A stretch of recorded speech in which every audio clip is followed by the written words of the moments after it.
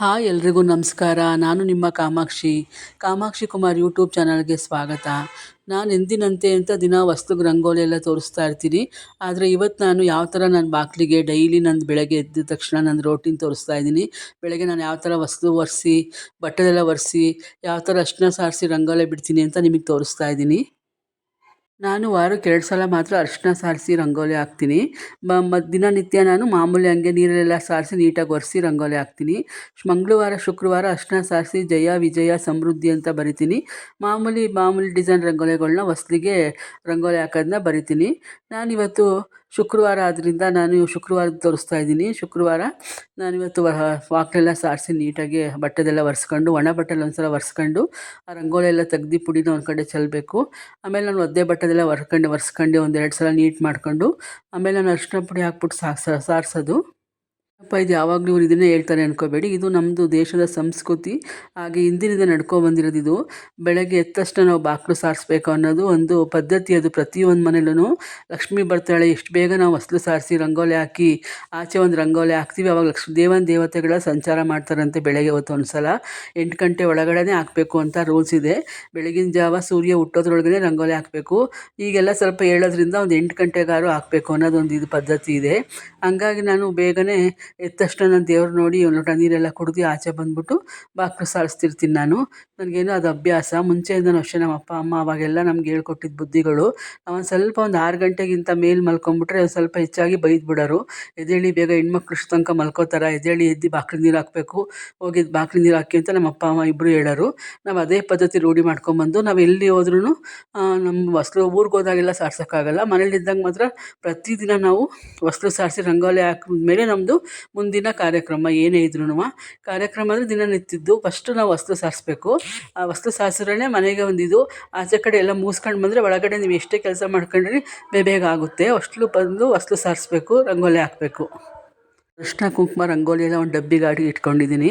ಆ ಡಬ್ಬಿ ಒಳಗಡೆ ಅರಿಶಿನ ಕುಂಕುಮ ರಂಗೋಲಿ ಇದೆ. ಫಸ್ಟ್ ನಾನು ಅದ್ರಲ್ಲಿ ಸಾರಿಸಿರ್ತೀನಲ್ವ, ಫಸ್ಟು ಒಳ್ಳೆ ಅರಿಶಿನ ತೊಗೋಬೇಕು. ಅರಿಶಿನ ಎಲ್ಲ ಕಲರಾಗಿ ಬರಬೇಕು. ಒಳ್ಳೆ ಅರಿಶಿನ ತೊಗೊಂಡು ಹೊಸ್ಲಿಗೆಲ್ಲ ಹಾಕ್ಬಿಟ್ಟು ನೀಟಾಗಿ ಕೈಯಲ್ಲೇ ಸಾರಿಸ್ಬೇಕು. ನೀಟಾಗಿ ಕಂಬಗಳಿಗೆ 2 ಕಂಬ ಮತ್ತು ಹೊಸ್ಲಿಗೆ ಸಾರಿಸ್ಬೇಕು. ಹಾಗೆ ರಂಗೋಲಿನ ಅಷ್ಟೇ 4 6 ಬಿಡಬೇಕು, 24 ಗೆರೆ ಬಿಡಬೇಕು. ಅದೆಲ್ಲ ಪದ್ಧತಿಗಳು. ಮುಂಚೆ ಎಲ್ಲ ಹಿಂಗೆ ಗೆರೆನೇ ಬಿಡ್ತಾ ಇದ್ದಿದ್ದು. ಆಮೇಲೆ ಕೆಳಗಡೆಗೆ ಜಯ ಸಮೃದ್ಧಿ ವಿಜಯ ಅಂತ ಬಿಡ್ತೀನಿ. ಜಯನೇ ಒಂದು ಕಾರ್ಯನೂ ಜಯವಾಗಲಿ, ವಿಜಯವಾಗಿ ಬರಲಿ, ಸಮೃದ್ಧಿ ಆಗಿರಲಿ ಮನೆಯಲ್ಲೆಲ್ಲ ಅಂತ ಬಿಡ್ತಾರೆ. ಮನೆಯಲ್ಲೇ ಮೊದಲನೇ ಇದೆ ನಮಗೆ ಹೊಸ್ಲು. ಅದರಿಂದಲೇ ಎಲ್ಲ ಶುರುವಾಗೋದು. ಅದೇ ನಮ್ಮ ಮನೆಗೆ ಒಳ್ಳೆ ಇದ್ರಲ್ಲಿ ಕೊಡೋದು, ನಮಗೆ ಪಾಸಿಟಿವ್ ಎನರ್ಜಿ ಕೊಡುತ್ತೆ. ಹಂಗಾಗಿ ಹೊಸ್ಲು ಸಾರಿಸ್ಬೇಕು ಅಂತ ಹೇಳೋದು. ಯಾವುದೇ ಒಂದು ಮನೆಗೆ ಹೋದ್ರೂ ಅರಿಶಿನ ಕುಂಕುಮ ರಂಗೋಲಿ ಇದ್ದರೆ ಆ ಮನೆ ಎಷ್ಟು ಖುಷಿಯಾಗುತ್ತೆ, ಪಾಸಿಟಿವ್ ಎನರ್ಜಿ ಸಿಗುತ್ತೆ, ನೋಡಿದ್ರಿಗೂ ಖುಷಿಯಾಗುತ್ತೆ, ಆ ಮನೆಯವ್ರಿಗೂ ಒಳ್ಳೆಯದಾಗುತ್ತೆ. ದಿನನಿತ್ಯ ರಂಗೋಲಿ ಹಾಕಿರೋದನ್ನ ತೋರಿಸ್ತಾ ಇದ್ದೆ. ನಾನಿವತ್ತು ರಂಗೋಲಿ ಯಾವ ಥರ ಹಾಕ್ತೀನಿ ನಾನು ಅಂತ ತೋರಿಸ್ತಾ ಇದ್ದೀನಿ. ನೋಡಿ, ಈ ಥರ ನಾನು ರಂಗೋಲಿ ಹಾಕೋದು. ಈ ಥರ ಹಾಕ್ತೀನಿ. ಎಲ್ಲರೂ ಪ್ರತಿಯೊಬ್ಬರು ರಂಗೋಲಿ ಹಾಕ್ತಾರೆ, ನಾನು ಈ ಥರ ಹಾಕ್ತೀನಿ. ಹಾಗೆ ಜಯ ಸಮೃದ್ಧಿ ವಿಜಯ ಬರೆದ್ಮೇಲೆ ನಾನು ಲಕ್ಷ್ಮೀ ಪಾದ ಬಿಡ್ತೀನಿ. ಲಕ್ಷ್ಮೀ ಪಾದ ಬಿಟ್ಟರೆ ಪ್ರತಿದಿನ ಬಂದೇ ಬರ್ತಾರೆ. ಪಾದ ಬಿಟ್ಟರೆ ಏನೋ ಒಂದು ಒಳ್ಳೆ ಎನರ್ಜಿ ಸಿಗುತ್ತೆ ಅಂತ. ಹಾಗೆ ನಾವು ಪ್ರತಿ ಸಲ ಆಚೆ ಕಡೆ ಹೋಗ್ತೀವಿ, ಒಳಗಡೆ ಬರ್ತೀವಿ, ಓಡಾಡ್ಬೇಕಾದ್ರೆ ಬಲಗಾಲು ಇಟ್ಕೊಂಡೇ ಒಳಗಡೆ ಓಡಾಡ್ಬೇಕು. ನಾವು ಯಾವಾಗಲೂ ಎಡದ ಕಾಲು ಇಟ್ಕೊಂಡು ಓಡಾಡಬಾರ್ದು. ನಾನು ಮನೇಲಿ ಎಲ್ಲರಿಗೂ ಹೇಳೋದಷ್ಟೇ. ನಾನು ಪ್ರತಿ ಸಲ ಹೋಗಿ ಬನ್ನಿ, ಏನೇ ಒಂದು ತರಕಾರಿ ತಗೊಳಕ್ಕೆ ಹೋಗಿಲ್ಲ, ಆಚೆ ಹೋಗಿ ಬಲಗಡೆ ಕಾಲು ಇಟ್ಕೊಂಡು ಒಳಗಡೆ ಓಡಾಡಿ. ಹಾಗೆ ಬಟ್ಟೆ ಎಲ್ಲ ಒಗೆದಿದ್ದೆ, ಹೋಗಿ ಒಣಗಾಕ್ಬಿಟ್ಟು ಬಂದೆ. ಒಣಗಾಕ್ಬಿಟ್ಟು ಗಿಡಕ್ಕೆಲ್ಲ ನೀರು ಹಾಕ್ತೆ. ಹಾಗೆ ನಾನು ಸ್ನಾನ ಮುಗಿಸಿ ಕೆಲಸ ಎಲ್ಲ ಮುಗಿಸಿ ಸ್ನಾನ ಮುಗಿಸಿ ದೇವ್ರ ಮನೆಗೆ ಬಂದೆ. ದೇವ್ರ ಮನೆಗೆ ಬಂದು ಇದು ಶನಿದೇವರ ಜಯಂತಿ ಇತ್ತು. ಹಂಗಾಗಿ ನೀಟಾಗಿ ಪೂಜೆ ಎಲ್ಲ ಮಾಡಬೇಕಿತ್ತು. ಹಾಗೆ ದೇವರೆಲ್ಲ ಕ್ಲೀನ್ ಮಾಡ್ಕೊಂಡು, ನಾನು ದೇವ್ರ ಮನೆಯೆಲ್ಲ ಕ್ಲೀನ್ ಮಾಡ್ಕೊಂಡು, ಪಂಚಪಾತ್ರೆ ಉದ್ರಾಣೆ ಗಂಟೆ ತಟ್ಟೆ ಎಲ್ಲ ತೊಳ್ಕೊಂಡು ನಾನು ಪೂಜೆಗೆಲ್ಲ ರೆಡಿ ಮಾಡಿಕೊಂಡೆ. ಪೂಜೆಗೆಲ್ಲ ರೆಡಿ ಮಾಡಿ ಪೂಜೆ ಮಾಡಿದೆ. ಹಾಗೆ ಶನಿದೇವರ ಜಯಂತಿ ಆದ್ದರಿಂದ ಅಷ್ಟೊತ್ತರೆಲ್ಲ ಓದ್ಬಿಟ್ಟು ನಾನು ಇಲ್ಲೇ ಆಚೆ ಹೋಗಬೇಕಿತ್ತು. ಅಲ್ಲೊಂದು ಶಾಪಲ್ಲಿ ಅಕ್ವೇರಿಯಂ ಇಟ್ಟಿದ್ರು, ತುಂಬ ಚೆನ್ನಾಗಿತ್ತು. ಹಾಗೆ ಸಂಜೆ ದೇವಸ್ಥಾನಕ್ಕೆ ಹೋದ್ವಿ.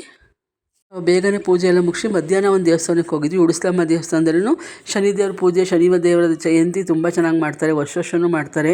ವರ್ಷವೂ ನಮಗೆ ಕರೀತಾರೆ ಪೂಜೆಗೆಲ್ಲ. ಹಂಗಾಗಿ ಫಸ್ಟು ಮಧ್ಯಾಹ್ನ ಅಲ್ಲಿಗೆ ಹೋದ್ವಿ. ಅಲ್ಲಿಗೆ ತುಂಬ ರಶ್ ಇತ್ತು. ತುಂಬ ರಶ್ ಇದ್ರೂ ಪರವಾಗಿಲ್ಲ ಅಂತ ಹೋಗಿ ನಿಂತ್ಕೊಂಡು ದೇವ್ರ ದರ್ಶನ ಮಾಡ್ಕೊಂಡು ಬಂದ್ವಿ. ಹಾಗೆ ಸಂಜೆ ನಾವಿಲ್ಲಿ ಹುಣಸಿನಕೆರೆಯಲ್ಲಿ ಶನಿದೇವ್ರ ದೇವಸ್ಥಾನ ಇದೆ. ದೊಡ್ಡ ಮೂರ್ತಿ ಇದೆ ಶನಿದೇವ್ರದ್ದು. ತುಂಬ ಚೆನ್ನಾಗಿ ಕಾಣಿಸುತ್ತೆ ದೇವರು. ಎಷ್ಟು ಚೆನ್ನಾಗಿದೆ ಅಂದರೆ ದೇವಸ್ಥಾನ, ಅದು ಚೆನ್ನಾಗಿದೆ ದೇವಸ್ಥಾನ. ಹಾಗೆ ನವಗ್ರಹಗಳದ್ದು ಅಷ್ಟೇ. ಪ್ರತಿಯೊಂದು ನವಗ್ರಹಗಳದ್ದು ಇದೆ. ಸೂರ್ಯದೇವ, ಶನಿದೇವ, ಹಾಗೆ ಸೂರ್ಯ, ಚಂದ್ರ, ಮಂಗಳ, ಬುಧ, ಗುರು, ಶುಕ್ರ, ಶನಿ, ರಾಹು, ಕೇತು ಎಲ್ಲರದ್ದು ಸಪ್ರೇಟ್ ಒಂದೊಂದು ವಿಗ್ರಹಗಳು ಅದಕ್ಕೆ ಸುತ್ತಬೇಕು, ಆ ಥರ ಇದೆ. ನಾವು ಸಂಜೆ ರಶ್ ಇತ್ತು ದೇವಸ್ಥಾನ. ಹಾಗೆ ಸರದಿ ಸಾಲಲ್ಲಿ ಹೋಗಿ ನಿಂತ್ಕೊಂಡ್ಬಿಟ್ಟು ಬೇಗ ಹೋದ್ವಿ. ಹೋಗಿ ಅಲ್ಲಿ ದೇವ್ರಿಗೆ ತುಂಬ ಚೆನ್ನಾಗಿ ಅಲಂಕಾರ ಮಾಡಿದರು. ಕಲರ್ ಲೈಟಿಂಗ್ಸ್ ಎಲ್ಲ ಬರ್ತಾಯಿತ್ತು. ಹಾಗೆ ಮಹಾಮಂಗಳಾರತಿ ಎಲ್ಲ ಆಗ್ತಾಯಿತ್ತು.